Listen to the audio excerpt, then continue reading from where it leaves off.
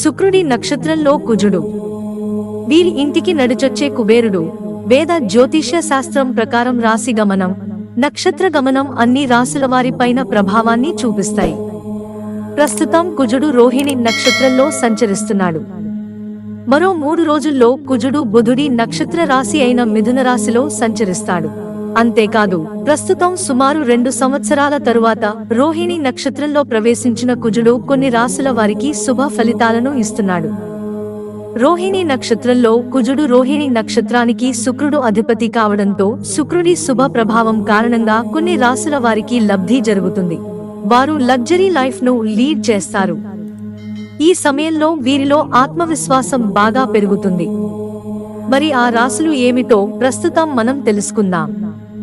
మేష రాశి దాదాపు 2 సంవత్సరాల తర్వాత శుక్రుడి నక్షత్రంలో కుజ సంచారం కారణంగా మేషరాశి జాతకులకు లబ్ధి జరుగుతుంది. ఈ సమయంలో మేషరాశి వారు అనుకున్న పనులన్నీ పూర్తి చేస్తారు. సంపద వృద్ధి జరుగుతుంది.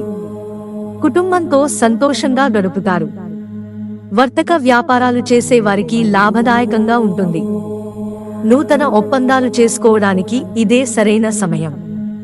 గత కొన్ని సంవత్సరాలుగా నిలిచిపోయిన పనులు ఇప్పుడు పూర్తి చేస్తారు. వృషభ రాశి శుక్రుడి నక్షత్రంలో కుజ సంచారం కారణంగా వృషభ రాశి వారికి అదృష్టం కలిసి వస్తుంది. వృషభ రాశిలోనే కుజ సంచారం జరుగుతున్న క్రమంలో ఈ రాశి జాతకులు డబుల్ ప్రయోజనాలను పొందనున్నారు. వర్తక వ్యాపారాలు చేసే వారికి ఇది శుభ సమయం.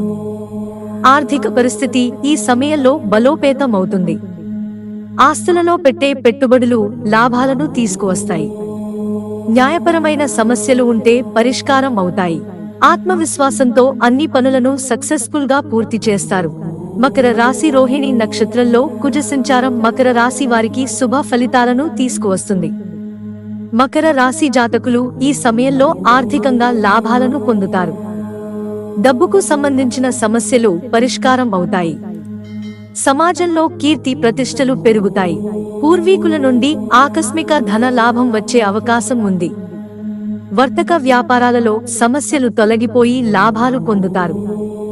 ఈ సమయంలో మకర రాశి వారి ధైర్య సాహసాలు పెరుగుతాయి. మిత్రులారా, ఛానల్ సబ్స్క్రైబ్ చేసుకోవడం మర్చిపోకండి. ధన్యవాదాలు.